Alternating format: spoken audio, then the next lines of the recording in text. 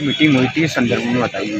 देखिए, अध्यक्ष की मीटिंग हुई थी, शराब एसोसिएशन के व्यापारियों की मीटिंग हुई, वरिष्ठ लोग साथ में थे, कमेटी साथ में थी। आज आपसी चर्चा के बीच में ये समझ में हुआ है कि शराबा चौपाटी लगा दी जाए, लगी रहेगी।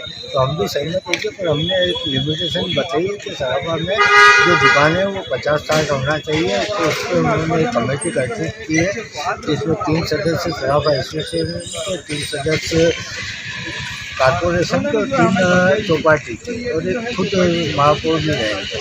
तो इस पूरे जो हमारी जो लड़ाई थी, आंदोलन था, वो चौपाटी हटाने का था। पर इंदौर शहर की शान और जो धरोहर है उसको और इंदौर की जनता को ध्यान में रखते उनका मान सम्मान और महापौर जी का मान सम्मान और आदरणीय केला जी विजयवर्गीय ने हमें बहुत अच्छा खासा सपोर्ट किया। मालिनी रोड ने पूरा व्यापारी बंधुओं का सपोर्ट किया। तो इसके लिए हम उनको बधाई देते हैं और उनका आभार मानते हैं कि उन्होंने हमें राह दिखाई, मार्गदर्शन दिया और आज इस मुकाम पे पहुँचे इतनी लड़ाई के पश्चात।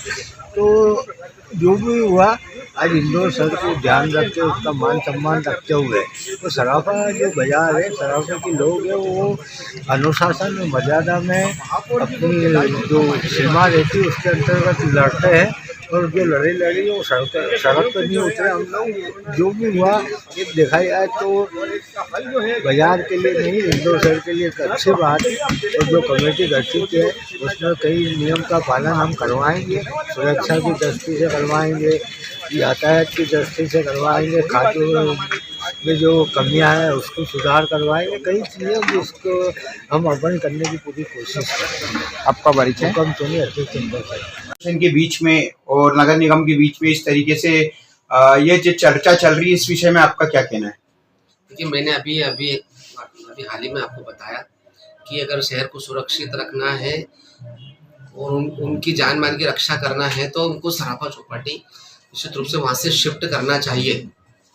अगर वर्तमान में व्यापारी और नगर निगम नहीं चाहती है कि सराफा चौपाटी शिफ्ट ना हो, तो जिन लोगों को हटाया जाए उन लोगों को भी अन्यत्र कहीं शिफ्ट करके उनके व्यापार व्यवसाय की भी व्यवस्था करना चाहिए, ताकि उनका परिवार भी का भरण पोषण हो सके।